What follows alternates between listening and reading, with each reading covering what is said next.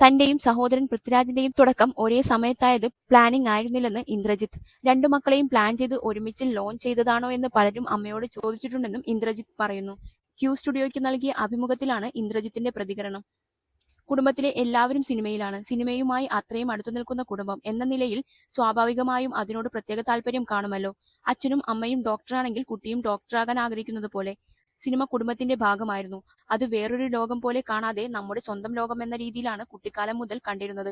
ഇന്ദ്രജിത്ത് പറയുന്നു. അച്ഛന്റെ കൂടെ സിനിമാ സെറ്റിലേക്ക് പോകുമായിരുന്നു. വീട്ടിലേക്ക് സംവിധായകരും നടന്മാരും വരുന്നു. ഞങ്ങളെ കുട്ടിക്കാലം മുതലേ പരിചയമുണ്ട്. കുടുംബം പോലെയായിരുന്നു. അതുകൊണ്ട് ഒരു നാൾ ഇതിലേക്ക് വന്ന് വീണേക്കാമെന്നൊരു ചിന്തയുണ്ടായിരുന്നു. പക്ഷെ പ്ലാനിംഗ് ഒന്നുമില്ലാതെയാണ് സിനിമയിലേക്ക് വന്നത്. സാന്ദർഭികമായി ഞാനും പൃഥ്വിയും ഏകദേശം ഒരേ സമയത്താണ് ആദ്യ സിനിമ ചെയ്യുന്നത്. പലരും അമ്മയോട് ചോദിച്ചിട്ടുണ്ട്, പ്ലാൻ ചെയ്ത് രണ്ടുപേരെയും ഒരേ സമയം ലോഞ്ച് ചെയ്തതാണോ എന്നൊക്കെ. അങ്ങനെയൊരു സംഭവമേ ഇല്ല.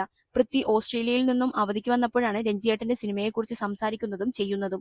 സമാന്തരമായി ഞാൻ ഊമപ്പെണ്ണിന് ഉരിയാടപ്പയ്യൻ എന്ന ചിത്രത്തിൽ അഭിനയിച്ചു. 2 സിനിമയുടെയും റിലീസ് വൈകി. രണ്ടും റിലീസാകുന്നത് ഒരേ സമയത്തായി. സാന്ദർഭികമായി സംഭവിച്ചതാണ്. സിനിമയിലൊന്നും പ്ലാൻ ചെയ്ത് ചെയ്യാനാകില്ലെന്നും ഇന്ദ്രജിത്ത് പറയുന്നു.